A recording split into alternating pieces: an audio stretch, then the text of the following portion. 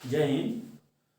आज हम लोग भारत की प्रथम नगरीय सभ्यता सिंधु सभ्यता के काल निर्धारण, लिपि एवं नगर नियोजन के संदर्भ में अध्ययन करेंगे।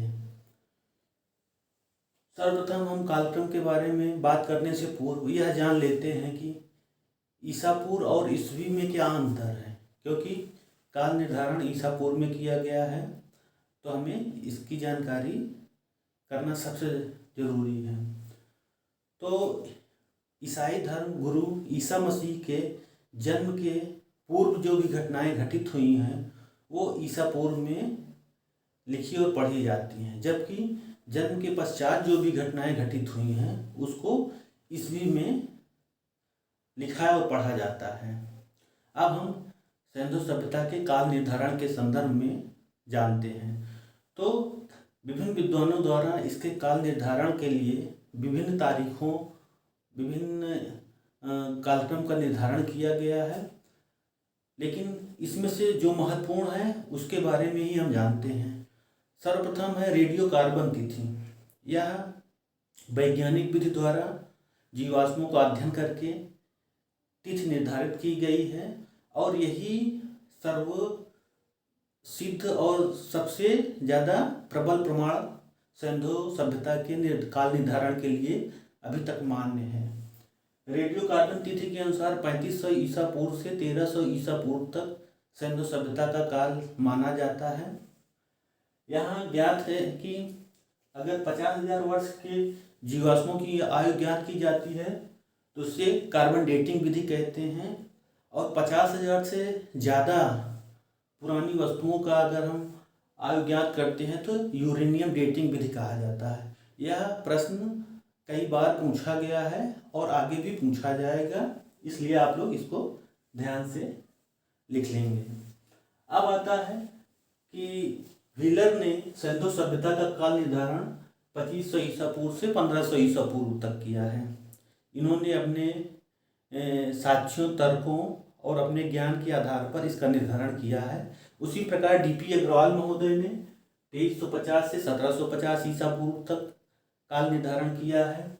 जॉन मार्शल ने जिन्होंने सिंधु सभ्यता को प्रथम नगरीय सभ्यता कहा है, इन्होंने 3250 ईसा पूर्व से 2750 ईसा पूर्व तक काल निर्धारण किया है।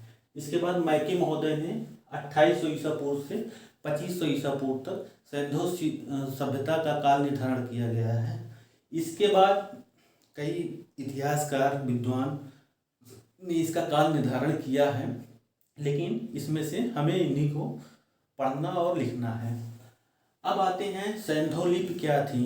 क्योंकि यह भारत की प्राचीन सभ्यता थी, भारत की प्रथम कांस्य युगीन सभ्यता थी, भारत की प्रथम नगरीय सभ्यता थी, तो और यह सर्वाधिक क्षेत्रों में विस्तृत थी, और तो इसलिए हमें इसके लिपियों के बारे में ज्ञान करना बहुत ही आवश्यक हो जाता है, क्योंकि लिपियों के द्वारा ही हमें ज्ञात होता है कि सिंधु सभ्यता में सामाजिक जीवन कैसा था, आर्थिक जीवन कैसा था, धार्मिक जीवन कैसा था, मात्र सत्तात्मक था कि प्रतिसत्तात्मक था। लेकिन दुखद बात यह है कि आज तक सिंधु लिपि पढ़ी नहीं जा सकी। आज भी लगातार इस क्षेत्र में शोध एवं कार्य हो रहे हैं। फिर भी सिंधु लिपि की जानकारी के बारे में हमें पता चलता है कि इसकी जानकारी के सर्वप्रथम प्रमुख स्रोत हैं मोहरें, जो मोहनजोदड़ो में सर्वाधिक मिली हैं। इसमें 400 से अधिक अक्षर की आकृति प्राप्त होती है, जिसमें अंग्रेजी के यू अक्षर और मछली के सर्वाधिक चिन्ह हैं।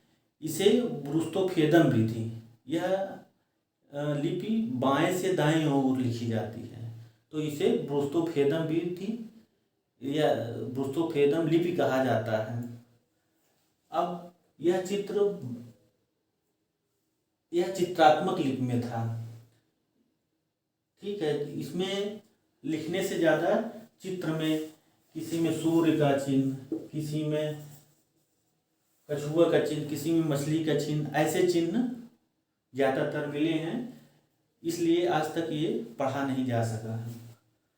अब आते हैं कि इस लिपि के बारे में किस विद्वान ने क्या क्या कहा। जैसे सिंधु लिपि द्रविड़ लिपि थी, इसके बारे में आई महादेवन, फादर हेरास और आस्को परपोला जैसे महोदय ने माना है कि यह द्रविड़ लिपि के थी। आर महादेवन, प्राणनाथ, वी.एम. बरोगा ने इसे भारोपीली लिपि माना है।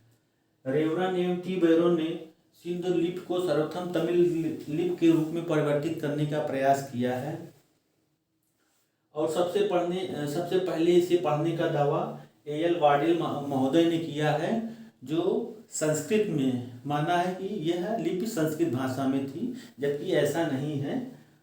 तो सिंधु लिपि आज तक पढ़ी नहीं जा सकी है, फिर भी अनेक विद्वानों ने अपने अपने भाषा ज्ञान के आधार पर, लिपि के आधार पर उसको पढ़ने का असफल प्रयास किया है। अब हम जानते हैं कि सिंधु सभ्यता के नगर नियोजन। जैसा कि ज्ञात है कि सिंधु सभ्यता अपने नगरीय नियोजन के कारण जानी जाती है। इसके नगरों में मूलभूत ढांचों का किस तरीके से व्यवस्थित वर्णन किया गया उसको हम देखते हैं। तो इसके नगर जाल की तरह व्यवस्थित थे। जाल की तरह व्यवस्थित मतलब कि एकदम क्रमिक रूप से थे और यहाँ की सड़कें एक दूसरे को समकोण पर काटती थीं, अर्थात एक रोड जो पूरब से पश्चिम व पश्चिम से उत्तर, उत्तर से दक्षिण, दक्षिण से पूर्व जो भी जाती थी वो एक एरिया में जाती थी और एक चौड़ाई होती थी। पश्चिमी सिंधु सभ्यता के पश्चिमी नगर में पश्चिमी टीले होते थे, पूर्वी टीले होते थे। पश्चिमी टीलों को दुर्ग टीला कहा जाता था, किला भी होता था। ये जमीन से थोड़ा ऊंची स्थल में बनाए जाते थे, जबकि पूर्वी टीले में आवासीय होते थे और नगर होते थे।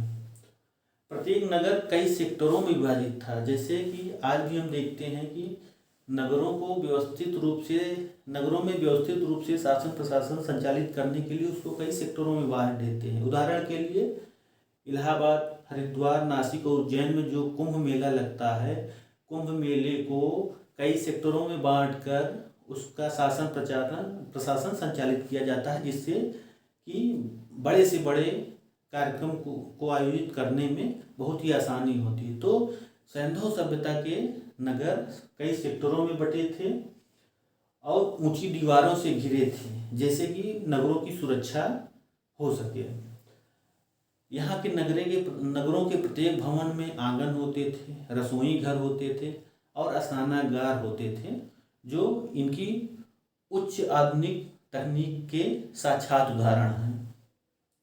मुख्य दरवाजा और खिड़की मेन सड़क की तरफ न खुलकर बल्कि गलियों की ओर खुलते थे। कुछ नगर इसके अपवाद हैं, जबकि अधिकतर में ऐसी स्थिति पाई गई है। सामान्यतः पकी ईंटों का प्रयोग करते थे, ईंटों की दीवारों पर प्लास्टर होते थे और सर्वाधिक मानक ईंट होता था 4:2:1, अर्थात 4 लंबा, 2 चौड़ा और 1 ऊंचाई।